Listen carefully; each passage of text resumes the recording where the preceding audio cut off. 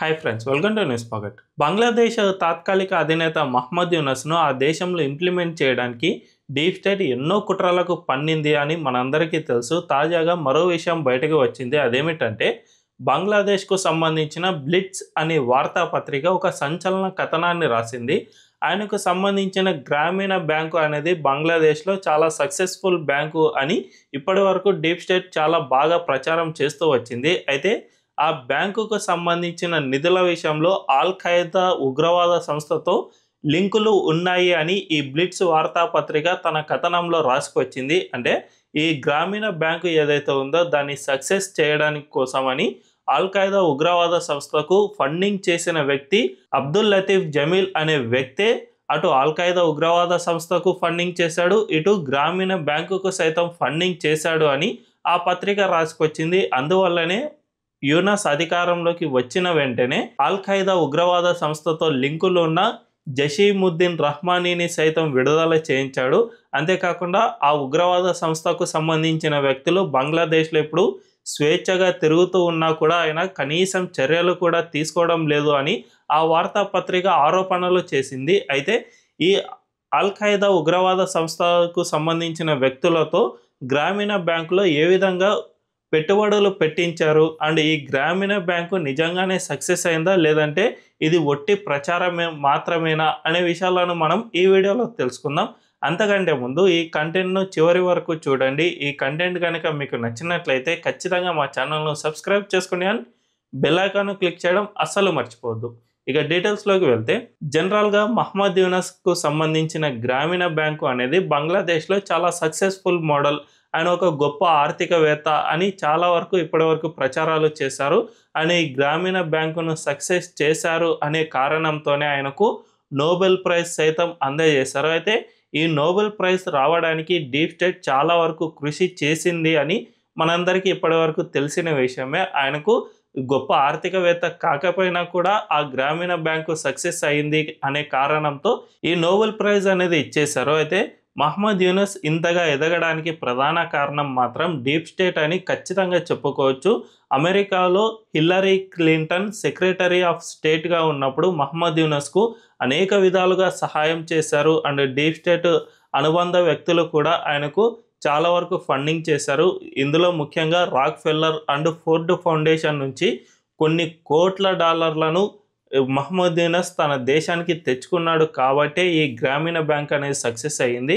అయితే ఇందులోనే అబ్దుల్ లతీఫ్ జమీల్ అనే వ్యక్తి పేరు కూడా తాజాగా బయటపడింది. ఈయన సౌదీకి సంబంధించిన ఒక వ్యాపారవేత్త. ఈయనకు గ్రామీణ్ జమీల్ అనే ఒక సంస్థ ఉంది. ఈ సంస్థను 2003లో ఏర్పాటు చేశారు.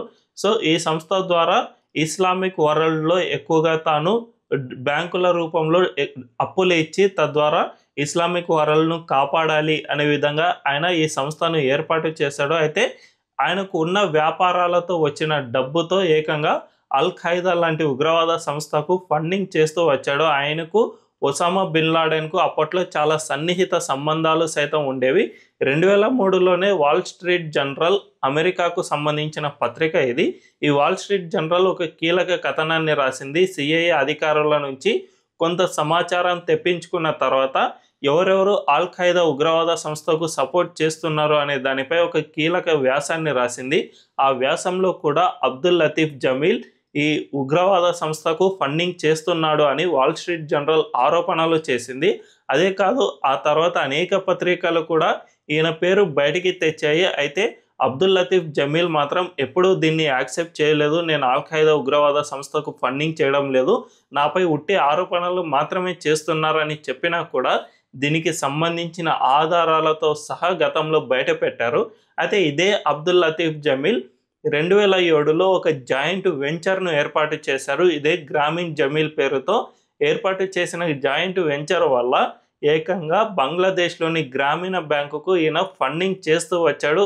సరిగ్గా ఇదే 2007లో ఈ గ్రామీణ బ్యాంకు అనేది ఏర్పాటైంది. మహ్మద్ యూనస్కు అంతగా డబ్బులు లేకపోయినా కూడా ఈ గ్రామీణ బ్యాంకును ఏర్పాటు చేయగలిగాడు. ఫస్ట్ ఒక చిన్న బ్రాంచ్తో ఏర్పాటు చేసి ఆ తర్వాత దాన్ని బంగ్లాదేశ్ మొత్తానికి విస్తరించగలిగాడు. నిజానికి ఈ విధంగా ఒక బ్యాంకును ఏర్పాటు చేయాలంటే ఒక వ్యక్తి పూర్తిగా డబ్బులున్న వ్యక్తి అయినా కావాలి, లేకపోతే గొప్ప ఆర్థికవేత్త అయినా కావాలి, కానీ మహమ్మద్ యూనస్కు ఆ 2 క్వాలిటీలు లేకపోయినా కూడా ఒక బ్రాంచ్ నుంచి మొత్తం దేశవ్యాప్తంగా ఆ బ్రాంచ్‌లను విస్తరించగలిగాడు. దీనంతటికీ ప్రధాన కారణం ఒకటే. ఆయన బ్యాంకులకు ఎప్పుడూ కూడా లాభాలనేవి రాలేవు, కానీ ఆయన తన గ్రామీణ బ్యాంకును సక్సెస్‌ఫుల్ మోడల్ అని చూపించుకోవడానికి దానికి సంబంధించి అనేక నిధులను విదేశాల నుంచి తెచ్చుకోగలిగాడు. దీనంతటికీ ప్రధాన కారణం ఈ అబ్దుల్ లతీఫ్ జమీల్‌తో పాటు అటు రాక్‌ఫెల్లర్, ఫోర్డ్ ఫౌండేషన్ ఇలాంటి సంస్థలు కోట్లల్లో డాలర్లను కుమ్మరించడం వల్ల మాత్రమే ఈ గ్రామీణ బ్యాంకు నష్టాల్లో ఉన్నా కూడా సక్సెస్‌ఫుల్ మోడల్‌గా చూపించుకోవడానికి వీలైంది. అంతేకాదు, ఈ గ్రామీణ బ్యాంకు నుంచి వడ్డీ ఎంత వసూలు చేసేవాళ్ళంటే జనరల్‌గా బయట మన బ్యాంకుల్లో చూసుకుంటే సంవత్సరానికి 7% వడ్డీ మాత్రమే ఉంటుంది. కానీ ఈ బంగ్లాదేశ్‌లో మాత్రం ఏకంగా 45% ఆఫ్ వడ్డీని వసూలు చేసేవాళ్ళంటే ఎంత దారుణంగా వడ్డీలు విధించారో మనం అర్థం చేసుకోవచ్చు. 45% అంటే జస్ట్ 2 సంవత్సరాల్లోనే తాను తీసుకున్న అమౌంట్ డబల్ అయ్యే పరిస్థితి ఉంటుంది. ఒకవేళ ఇది గనుక ఎవరైనా కట్టలేదు అంటే చాలా ఘోరంగా వాళ్ళను అవమానించడం, వాళ్ళ ఆస్తులను లాక్కోవడం ఇలాంటివి చేస్తూ ఉండేవాళ్ళు. దీనికి సంబంధించి గతంలో గ్రామీణ బ్యాంకు వ్యక్తులు చాలామంది అరెస్ట్ కూడా అయ్యారు. సో ఈ విధంగా అనేక క్రూరత్వాలకు ఈ గ్రామీణ బ్యాంక్ అనేది కారణమైంది. అయినా కూడా డీప్ స్టేట్ దీన్ని ప్రపంచానికి ఎట్టి పరిస్థితుల్లో బయట పెట్టలేదు. ఆయన ఒక గొప్ప ఆర్థికవేత్త. బంగ్లాదేశ్ లాంటి దేశంలోనే గ్రామీణ బ్యాంకును చాలా సక్సెస్ఫుల్ చేయగలిగాడు అని చాలా వరకు లెక్చర్లు ఇవ్వడం స్టార్ట్ చేశాయి. నిజానికి ఆ దేశంలో అనేక బ్యాంకులు ఉన్నా కూడా, ఆ బ్యాంకులు సక్సెస్ఫుల్గా నడుస్తూ ఉన్నా కూడా జస్ట్ మహమ్మద్ యూనస్ను మాత్రమే వీళ్ళు ఒక సక్సెస్ఫుల్ మోడల్గా చూపించడానికి ప్రయత్నాలు చేశారు. నిజానికి 2003లోనే IMF, వరల్డ్ బ్యాంక్తో పాటు ఫెడరల్ రిజర్వ్ అనే బ్యాంకులు ప్రపంచంలో అనేక మందిని తమ అనుయాయులుగా ఇంప్లిమెంట్ చేయడానికి గతంలోనే ప్రయత్నాలు చేశాయి. అందులో భాగంగానే మన మాజీ రిజర్వ్ బ్యాంక్ గవర్నర్ అయిన రఘురామ్ రాజన్తో పాటు ఈ మహమ్మద్ యూనస్ ఇలాంటి వాళ్ళంతా కూడా డీప్ స్టేట్కు అనుబంధంగా పనిచేసే వాళ్ళను ఒక ఉన్నత స్థాయిలో నిలబెట్టడానికి ఈ బ్యాంకులతో పాటు డీప్ స్టేట్ పనిచేశాయి. కాబట్టి మహమ్మద్ యూనస్ అంత సక్సెస్ఫుల్ వ్యక్తిగా పేరుగాంచాడే తప్ప ఆయనకు ఎటువంటి ఆర్థిక విధానాలు కూడా తెలియవు. దీనంతటిని మనం ఒక్కసారి చూసుకుంటే ఇప్పుడు మహమ్మద్ యూనస్ ఆ దేశానికి తాత్కాలిక అధినేతగా ఎన్నికై దాదాపు సంవత్సరంన్నర కావస్తోంది. ఇప్పటికీ కూడా బంగ్లాదేశ్ గతంలో ఉన్నంత ఆర్థిక వ్యవస్థ కూడా పటిష్టంగా లేదు. షేక్ హసీనా ఉన్నప్పుడు ఒక రకంగా బంగ్లాదేశ్ ఆర్థికంగా నిలదొక్కుకోగలిగింది. కానీ మహమ్మద్ యూనస్ ఎప్పుడైతే అధికారంలోకి వచ్చాడో అప్పుడు ఆ దేశంలో బ్యాంకులన్నీ పతనమయ్యే స్థితికి జారుకున్నాయి. బ్యాంకులకు రావాల్సిన అప్పులు కూడా రావడం లేదు. ఆయన ఎప్పుడైతే తాత్కాలిక అధినేతగా ఎన్నికయ్యాడో వెంటనే మన ఇండియాతో పేచీ పెట్టుకుని అదానీ సంస్థ నుంచి తమ దేశానికి వస్తున్న పవర్ను కూడా ఆపేయగలిగాడు.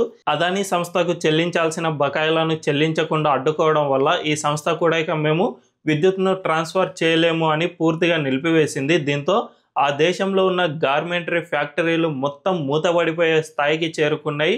బంగ్లాదేశ్కు ఆర్థిక నాడి అయింది మాత్రం గార్మెంటరీ ఫ్యాక్టరీనే.